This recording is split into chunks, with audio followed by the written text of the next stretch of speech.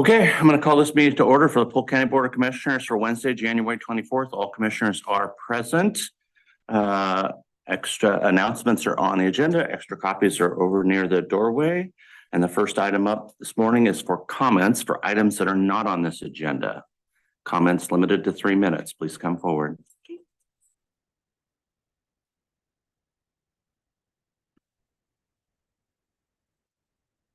Rouse, 611 Southeast Rosewood Lane, Dallas, Oregon. Full house. I wasn't expecting that today, but I just have a couple of questions for my commissioners as stuff is circulating around town, and I want to be able to make an informed decision on things.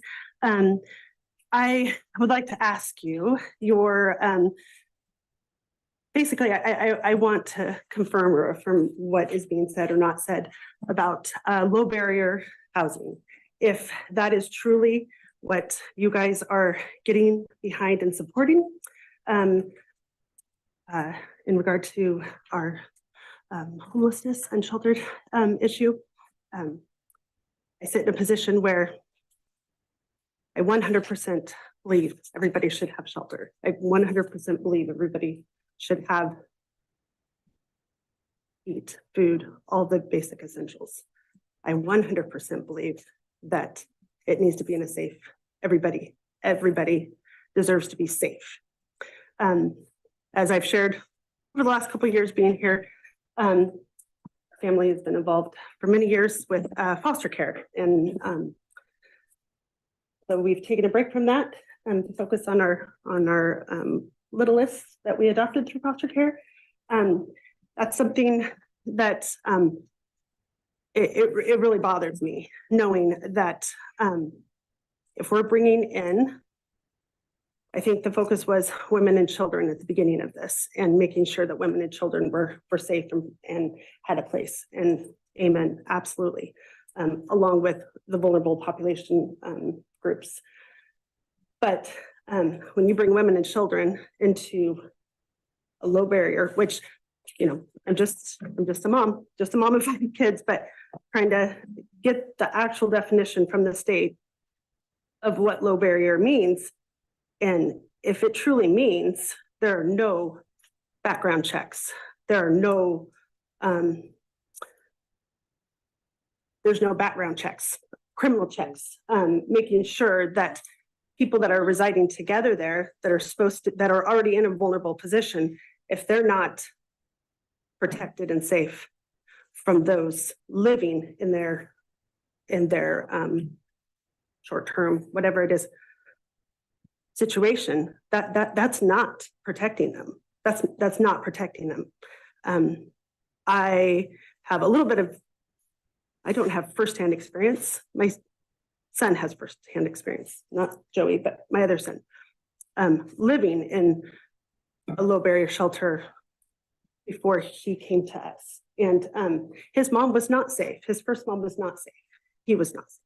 And so that wasn't here. That was in Multnomah County. And that place where he lived is no longer operating because it wasn't safe for him. So knowing that, and then knowing now that this is coming to my community where where my husband and I are raising our family, I want to know, I want to know where you stand on low barrier, and if you feel that is the safest for your constituents.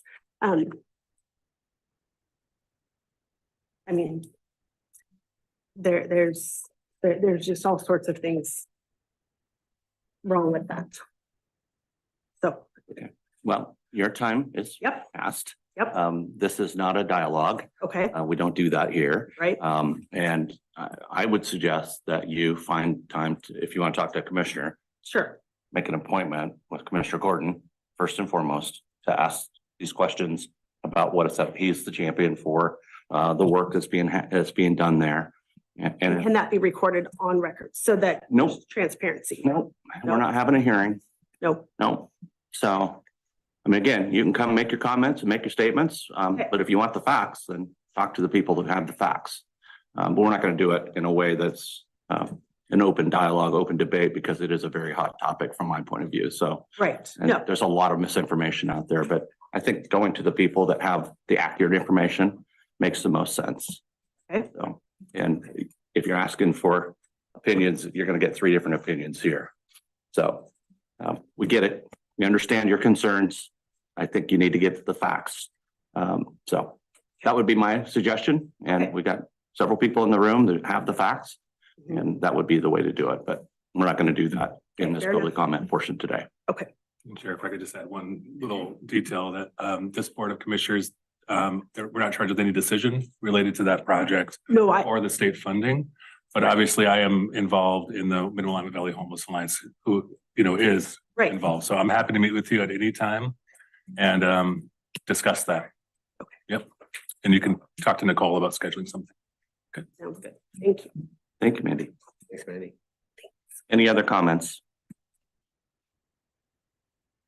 All right, hearing none. Next up is approval of the agenda.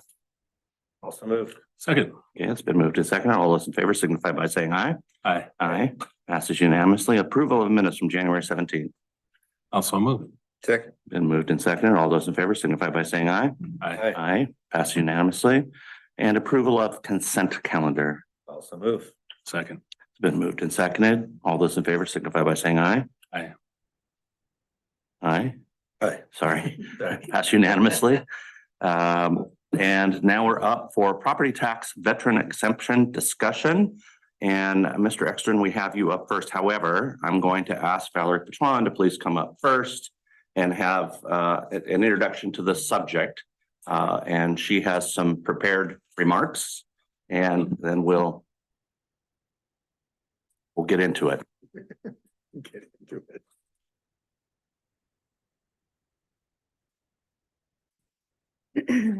Good morning, Commissioners. Morning. Today we're here because of a change in rule by the Department of Revenue. This rule change affects how assessor offices across the state of Oregon process new applications for partial exemptions beginning January 1st, 2024. The partial exemptions that we're specifically talking about today affect the veterans, and those are the disabled veteran or surviving spouse property tax exemption and the Oregon active duty military service members exemption. Assessor offices across the state of Oregon have been processing these partial exemptions since 1997 the same way, per guidance from the Department of Revenue at that time. The process was simple to explain, administer, and understand. This new rule is a change of opinion and therefore a change in process. To give some background, the assessors reached out to the department in 2019, approximately 4 years ago, asking for guidance on how to recalculate MAB when processing partial exemptions. DOR felt they needed to adopt a rule based on legal advice from its attorneys, suggesting that the DOR's current guidance to assessors on AV exemptions is unconstitutional. For the record, the agency has to date been unwilling to share its legal advice with us. Beginning in 2021, assessors actively participated in the rulemaking process. After several years of deliberating, the department released their final decision of rule on November 21st, 2023, then held a virtual tech group meeting 2 weeks later, giving guidance on how to administer the new rule. This new process took a very simple and easy program to administer and made it complex and difficult to administer. A program that an assessment specialist alone could administer now requires an appraiser to complete the work. This program went from all veterans being a winner to now some veterans will be winners and some will be losers. Polk County has approximately 1,025 veterans participating in the program, and on average get around 100 new applications each year.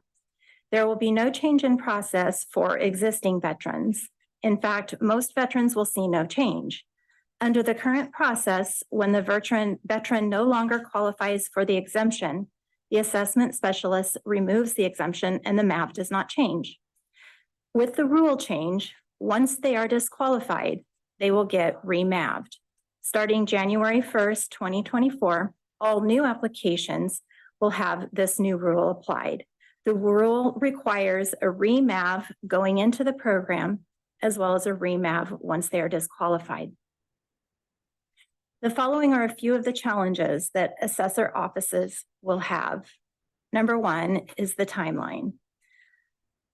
The department deliberated for several years before they made a decision on the new rule, and then gave the assessors approximately 6 weeks to implement the rule. Making the rule effective a year later would give us the time to seek a legislative fix, as well as work with our vendors to automate the process should a legislative fix fail. Number two, software changes. An additional calculation is now required, and to automate the process, we need to work with our vendors to provide a solution in our CAMA systems.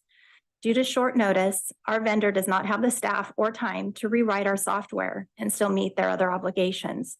Therefore, all calculations must be done by hand.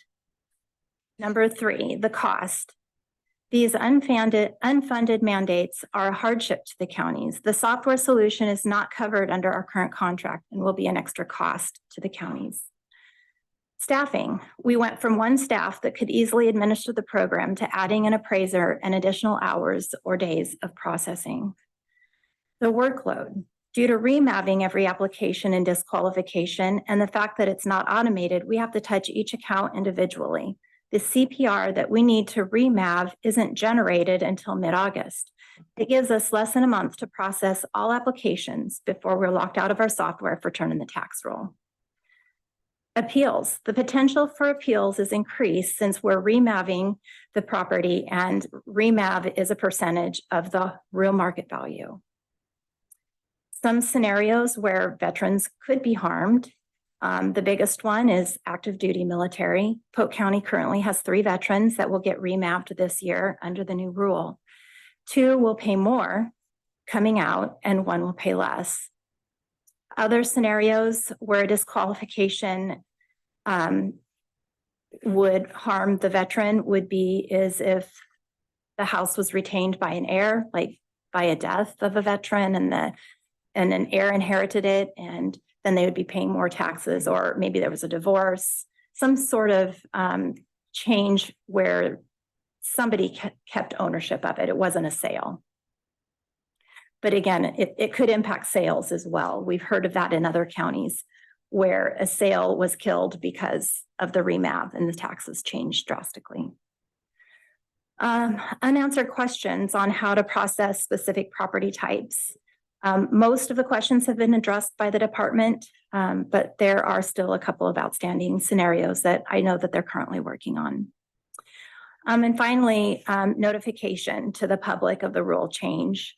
Title companies weren't aware of the change, and what about the veterans that are in the program? It just seemed like it was rolled out so quickly that that part of the puzzle just didn't get figured out. And so we're left with explaining a program change in the middle of a veteran's application. So the reason that we've invited Brom here today is because he is the director of property tax. His desk is where the buck stops. And we wanted to go on record to let not only you know, but all the veterans, whether in Polk County or in the state of Oregon, that we didn't agree with the decision that the department has made.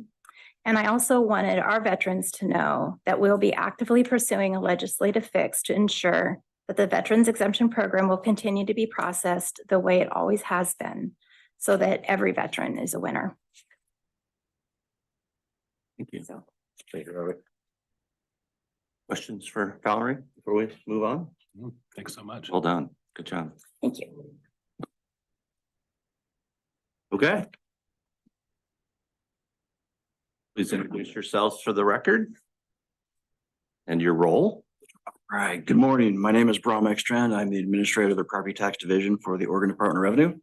Yeah, and hi, I'm Sage Shiratori. I'm the policy director for the division. Thank you so much for this opportunity to come talk with you today. We're here to talk about the assessed value exemptions with a specific focus on active duty military and veterans exemptions. So Oregon's property tax system has over 130 different property tax exemptions, Almost all of those are exemptions off of a property's real market value. The 8 that you see on the slide up there, those are exemptions off of a property's assessed value. And just to be clear, we didn't make any changes to the eligibility criteria, the benefits, any of that for any of the exemption programs. So what did we do? In 2019, the assessor community requested of the Department of Revenue as the oversight agency to provide guidance and clarification on the administration of these partial exemptions. So we looked at the issue, studied it closely. I had a lot of consultation with the Department of Justice and other experts. And in 2021, we issued our initial guidance on this matter. And we said 3 main things. First, we said that Article 11, Section 11 of the Oregon Constitution is clear and prescribes how these exemptions are to be administered. We said 2, that we were going to enter into a rulemaking process on this and provide additional details for the assessors to provide that clarity they were seeking. And 3rd, we said that we would make the rule effective January 2024 to make sure to allow time for the legislature to contemplate this issue if they desired. So a little bit about the rule that we ended up writing. Very collaborative effort. It came out, it was taxpayer friendly. It is not retroactive, and it will not result in an increase in any bills for any taxpayer going into one of these partial exemptions of assessed value. But as Valerie spoke to, the rule does not, and due to constitutional and statutory limitations, it cannot prevent the remav of a property when it exits out of one of these exemption programs.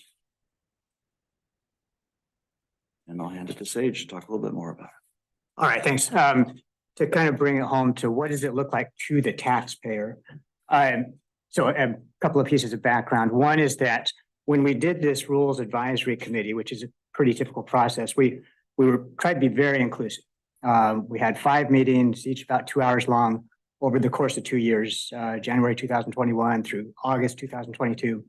And participating were the Department of Veterans Affairs, the Department of Military Affairs, Department of Housing and Consumer Services, police and fire unions, the Association of Oregon Counties, the League of Oregon Cities, Habitat for Humanity, Tax Fairness Oregon, the Association of Oregon County Assessors, the Oregon Association of County Tax Collectors, and several other advocates for affordable housing. So, and the public was always invited, and many folks from the public did show up and actively participated. So we tried to be as transparent as possible. Second thing is a little bit more about the background of the Constitution in terms of what this looks like to the taxpayer. So recall that back in 1997, Mr. Sizemore and Mr. McIntyre brought us ballot measure 50, which is now Article 11, Section 11 of the Constitution. It says a few things. One of the things it says is that every property's got a real market value, and then it's got a maximum assessed value, which is almost always lower, but never higher. And the maximum assessed value never grows by more than 3%. The Constitution also says there's these occasions when, well, let me back up. So each property's got a unique ratio of its own maximum assessed value compared to its own real market value. And they're unique because they were all set based on what that was in 1995, and then sort of more or less trended forward. So, but there's times, according to the Constitution, when these have to be reset to the county average. And those are when there's new property, new improvements, submitted property, lot line adjustment, partition, rezoning, or the property coming into or out of a special assessment program or an exemption program.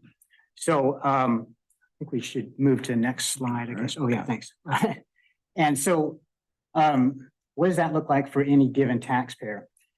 So for most of these exemption programs, the ones that we're talking about today, like say for the tens of thousands of disabled veterans in the state, or the 12 surviving spouses of fallen public safety officers in the state, or the handful of others in the other exemption programs, most of them, they're not going to experience this recalculation of their maximum assessed value until they're disqualified, until the property is disqualified from the program. In fact, they won't experience it, but their property will. So they're disqualified when they die or when they sell the property. And so again, it's not that taxpayer who's going to experience that. The exceptions are these 3 people in Polk County 72 in the state, 3 in Polk County, who are currently on active duty military service and currently in this active duty military exemption program. They will experience it when they come off of active duty. And so how? So on the slide, I've got some hypothetical examples. The numbers are made up, but the relationship between those lines is consistent. So if you're one of those, well, Valerie said that there's one in Polk County whose property has a ratio that's higher than the county average. And the county average in Polk County for this current tax year is 0.507, and it can never be greater than 1.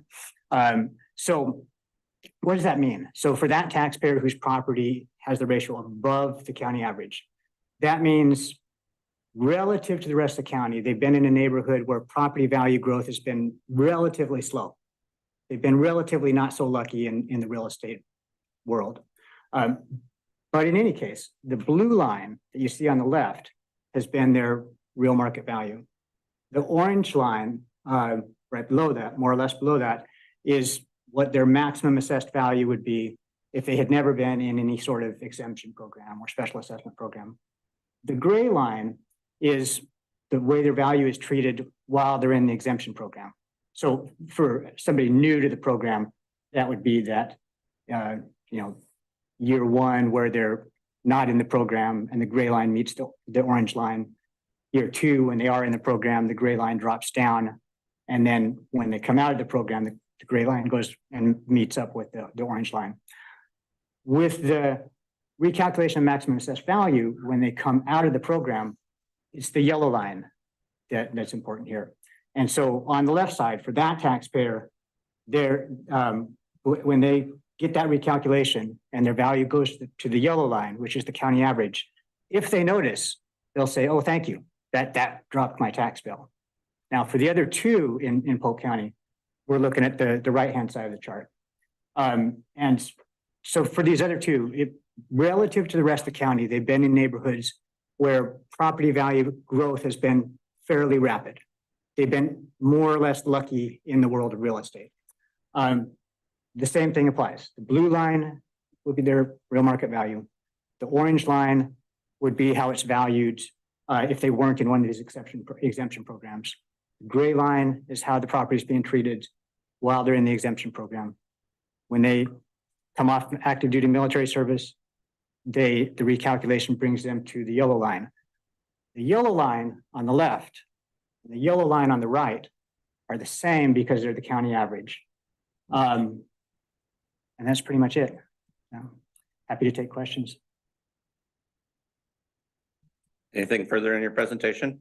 No, that is it. The last slide we included was just the actual rule language if you wanted to see it, but we didn't have any talking points off of it. Well, my first question comes to for your first slide that you had up there and the request for guidance. Who requested the guidance? It came from the president of the Assessors Association at the time, and out of Lane County. And what was the purpose for that request? The purpose was to ask us to provide an actual formal opinion on how to do this calculation. Before this, we've never issued guidance on this matter. There was simply an email exchange previously from one person to another, just one other assessor, but it wasn't an official position that had been researched and well vetted. So do you acknowledge that this practice to date has been operating in this way for 26 years? Yes. Okay. And so we're curious about what, first, what's the request for guidance? What was the purpose of that? What was the foundation of that? And then what's the opinion from Department of Justice in writing that gave you the direction to make this change? Right. So the intent behind it was for us to provide clarity because there was confusion amongst the different assessors around the state, whether they needed to do this procedure or they didn't do it, because for most of these other or all the other exemptions, they are doing this calculation of MAV. So it was for us to put something clear that gave them solid footing and that they knew they were doing the correct procedure. That was the real impetus behind it, for them to have clarity so they knew they were doing it correctly. And for The rule that we wrote, that was intense work with the Department of Justice guiding us on what the acceptable practice was on this, how to interpret the law and the statutes, and that's how we ended up writing that. The other part of it is in the Constitution, and that's the part that we would need assistance changing from the legislature or a voter referendum to change. And was that never a part of the conversation in rulemaking that maybe we should just put this forward as a bill Oh, absolutely. rather Yes. than making these changes and potentially causing these impacts? Yes, absolutely. We briefed the legislature numerous times on this. We've sent letters and briefed them, and they're fully aware of the situation. We may see a voter referendum coming here in the future months, and then that would address the situation here. Well, my position is, and I don't mind stating to you for the record, I'm betting that you may think the same way, that we need to get a stay on this action until we can actually get a legislative fix, because the impacts to all of our assessors across the state are clear. And they've made that statement. It isn't just Valerie Patuan's statement alone. I know that as an engaged member with the Association of Oregon Counties. There seems that there should be a way that, given the fact that we see some danger here and impacts to veterans, that perhaps we ought to say, hang on a second, we need to actually get the attention of legislators and fix this, rather than going through this upset, making these changes in the process, and then having to reverse that and go back. That's how I see the scenario playing out.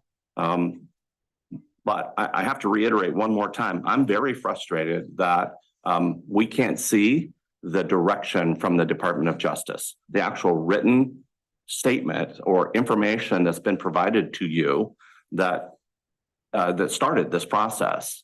And so I've heard from several assessors that have said, we want to see the record. We want to see what happened. Full transparency so that we can all better understand. Because as I have conversations with legislators, I'd like the full packet, and we're missing that piece. And I'd like to understand that, why that can't be provided, so that all of us can understand the full context of what we're talking about. Well, so mostly it's around litigation risk. So there's risk on both sides of these for remapping, for those that haven't been remapped and those that have been remapped.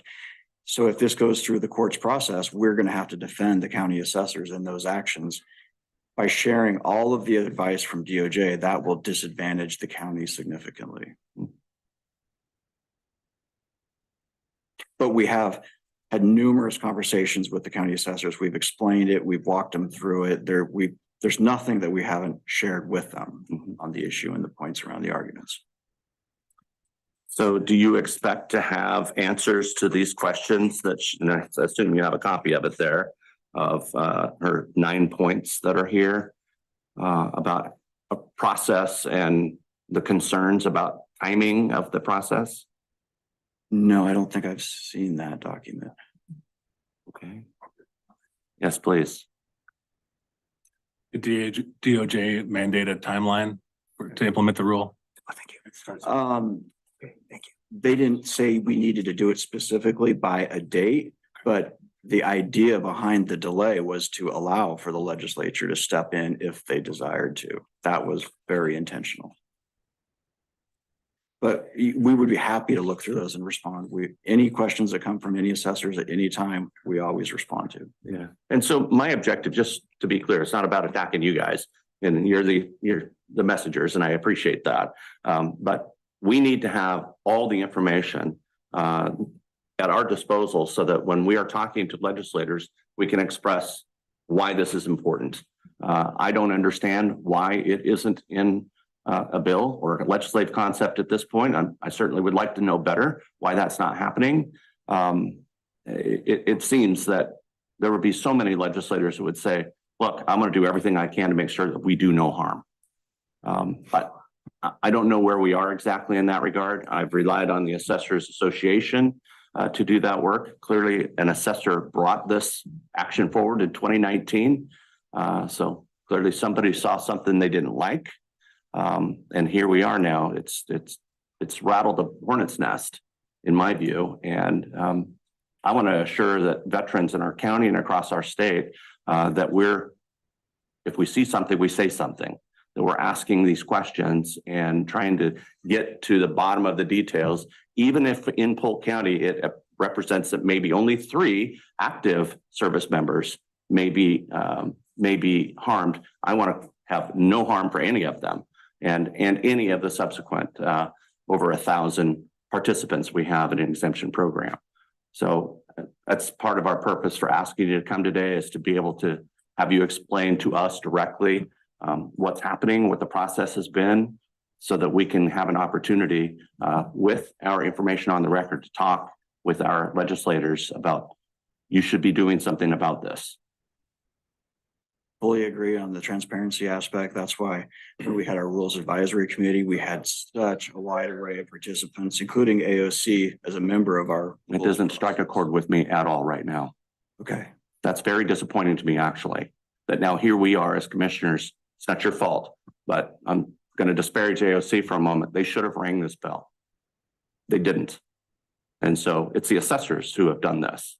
And so that's a challenge for me. And we may have had a participant in the room, but they didn't let the rest of us know about these potential dangers to our veterans. So I'm confident that's true with the League of Oregon Cities as well. So just because we've had a representative in the room doesn't necessarily mean they've represented all of us.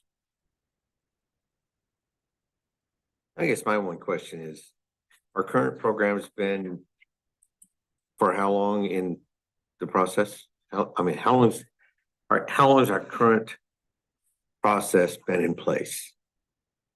How many years? Oh, it would have been since 95, I believe. Mm-hmm. And I understand changes and implementing things, but when you implement a new law, it's really frustrating. You give the counties no time to get ready for that date. So software changes, it causes a lot of manual work, added costs. And it just goes back to that unfunded mandates. But why can we put this off for a year? A year from now, we will be going to this position. So that would give the counties a chance to respond and get ready without adding a whole lot of extra workload to our staff. Does that never come across the desk as any kind of consideration? Do we see it consistently? So that is a good consideration, and that's something we have thought of along the way. That's why we tried, as we were moving towards this outcome, they were at the table and with us. So what we've done to try to help support the counties through this change is that we've tasked many of our staff with developing tools to help them do this manually until they get their software configured. We've developed spreadsheets that'll do all the math for them. It's very quick to do. I know it's not an ideal because it still takes some manual intervention, but it's the best we have right now. We've had lots of meetings to help provide additional instruction with them. We have another one Monday to walk through the latest rendition of the tool, as well as providing FAQs to help them answer all the questions that they get.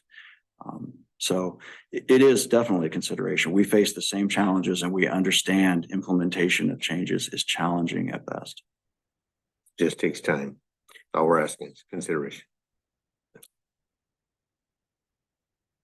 Thank you, gentlemen, for being here. I think you heard that there are concerns with the administrative implementation of this. The request for a stay, I think, is reasonable.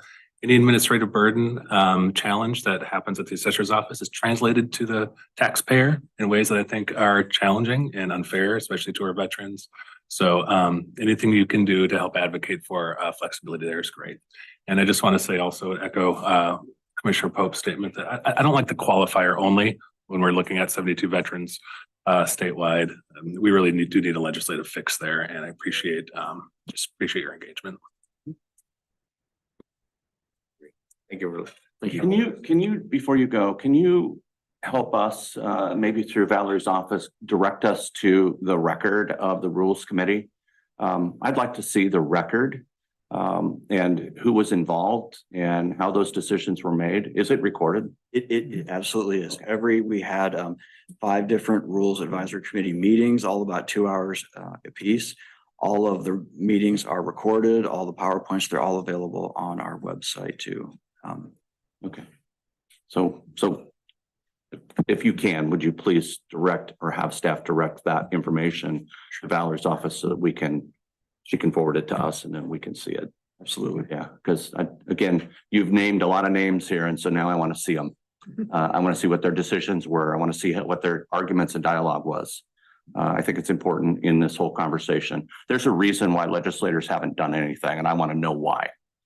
So, and it likely comes from this rules committee. So, all right. Thank you. Excellent. Appreciate you making the trip. Thank you. Okay, next up, Veteran Service Office grant update.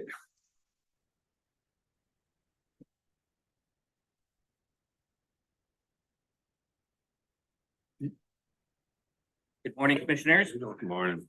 Gentlemen. We bring veterans tidings that have no controversy attached to them. Alrighty, commissioners, chairman.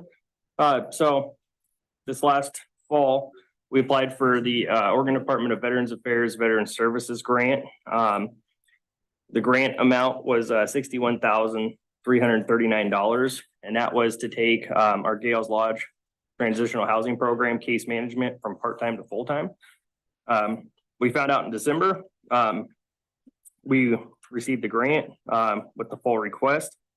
So the grant performance period will run from 1 January of 2024 through 30 June of 2025. Like I said, we already have the case manager. We're just increasing their workload. Part of what we hope to do with the grant funding, the additional staff time, is kind of aftercare, if you would. So after folks have left there, continue to work with those folks to ensure their success in, stable, gainful housing. Just in case for the record, there's people either watching or in the audience. Gales Lodge is a transitional housing program that Eric's office runs here in Dallas in partnership with Dallas United Methodist Church. It's been open for the last 4 years. It can house up to 6 veterans at a time. And Eric and his team helps get those veterans back on their feet with full-time employment, full-time housing, permanent housing, whatever might be appropriate for that particular veteran, and then connection to every other resource that veteran might need. And to date, we have graduated 36 male veterans into permanent housing. So if you know Andrew on Eric's team, his job was part-time doing this. We want to make him full-time. This grant is going to help us get there. And it could be a grant that we could also apply for every biennium. So we have that money to keep that full-time case management. Okay. So we're telling you that because it's good news. And also we need a signature from an important person so we can get this money. We'll take any one of your threes. I couldn't be more thrilled at the work you guys do in this regard. And again, every connection to veterans and helping move them back up to normalcy, for me is always a plus. Hopefully normalcy was a good word. I'm very, very proud, very happy with the Gales Lodge project. And I think that is the true message of collaboration and cooperation in a community. We appreciate the support. I agree. Gales Lodge is a shining star on the hill and just a great model for veterans housing and homelessness prevention services. Could you talk a little bit more about some of the wraparound supports that veterans generally use? I know behavioral health is a big partner. Yeah, so absolutely. Polk County Behavioral Health, the crisis team, they help us with folks that maybe they couldn't bill for. Mm-hmm. The mental health component is huge. Unfortunately, and this isn't to disparage the VA, it's a big system, right? And there's holes in these big systems. And so unfortunately, our area, that's one of the holes is mental health, right? And clearly Andrew and I are not mental health professionals. We do our best to support, but having that resource is paramount.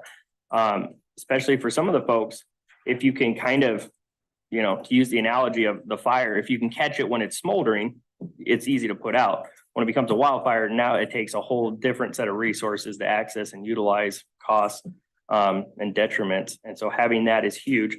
We also work with a number of partners, whether it's Polk Community Development Corporation, Easter Seals of Oregon, Vet Care in Salem, WorkSource Oregon. The list is long, so if I forgot somebody, we try to figure out on an individual level, what are the barriers and challenges faced, and not using kind of a one size fits all approach to getting folks back on their feet. Thanks so much. It's helpful. Or kudos to Andrew too. Maybe the final comment that I would say is I think it might be surprising when folks learn the array of veterans that are there, from the youngest to the oldest, which I think I'm prompting Eric to talk about that, and the duration. There are some veterans who stay for a very short time because it's a quick process, and there are others that need a little bit more time, and Eric can fill in my gaps right there. So we've had folks as young as 19, and I think the oldest was well into their 80s. Yeah. Then folks, the stay, trying to find an average, length to stay there was really challenging, because we've had folks that were there for, a matter of weeks, all the way up into, that year mark. There's a lot of challenges, and a lot of these different programs are accessing. There's a lot of hurry up and wait. You got to get this in to do that. Now you're waiting your turn. Now you're doing this. Again, going back to mental health, a lot of folks, when they come into our program, are realizing that that's a barrier, right? And maybe they're looking at some sort of inpatient treatment, right, to learn to cope. Some of the folks that go to these programs that the VA has, they've been admitted the next day. We had one gentleman that was waiting almost 11 months to get into an inpatient treatment program that he was 100% eligible for. It was just a matter of space. This program has made huge impacts for veterans in our community, between the shelter and transitional sheltering program and Polk CDC, the Levens House and Polk CDC for dedicated veterans housing. Always curious what more we can do. So any suggestions you have, anything we can do as a board? Let us know. Thank you. We're always looking for grant opportunities. This is going to help Gales Lodge be at capacity, both on the case management and the client side. We also have dreams of doing something for veterans that are families that are struggling, and also female veterans, where right now we don't have any programs in the county for that as well. So we're always looking for those grants, and we'll come to you when we find them, if they exist. You're looking at Gales Lodge, that exemplifies what Polk County is all about. For such a small investment compared to other outreach programs, and just seeing the results, you've had 36 people successfully through there within 4 years. Those are immense numbers. So, and Eric, you and your staff, you guys over excel every day. So thank you very much. Yeah, and I got to give Andrew, all the kudos. As a vet, his education background and experiences is nowhere near this field that he works in, and yet every day he can tell you housing, mental health, physical health, employment services. He is a compendium of those resources, and it's truly an honor to work with him. Great job. Thank you. We need a motion to direct Craig to sign, or is that just consensus? Consensus should be fine. Okay, cool. Thank you all. Thank you. All right, next up is Polk County Ordinance 24-01, Mr. Hanson. Mr. Chair, members of the board, requesting that you put into County Law Ordinance 24-01, which memorializes Resolution 1603 that we passed February 3rd of 2016. It involves the duties of the county finance manager and the treasurer. We enacted this back in February of 2016 by resolution. What we probably should have done at that time was put it in ordinance form. This action will put it in ordinance form and make it county law. And as a result, requesting that you memorialize the resolution 1603 that we did pass in 2016 as a board, not this particular board, but a board. We have followed that since that time and believe that we should continue. It's in the best interest of the citizens of Polk County and of Polk County itself and its governance, so. If you have any questions, go for it. Well, I think we've all seen the memo. We've all seen the information. And have an understanding of the reasons for this action, so. Looking for a motion. I'll make the motion that we approve ordinance number 24-01. I will second that. It's been moved and seconded. Discussion. Okay, hearing none. All those in favor signify by saying aye. Aye. Aye.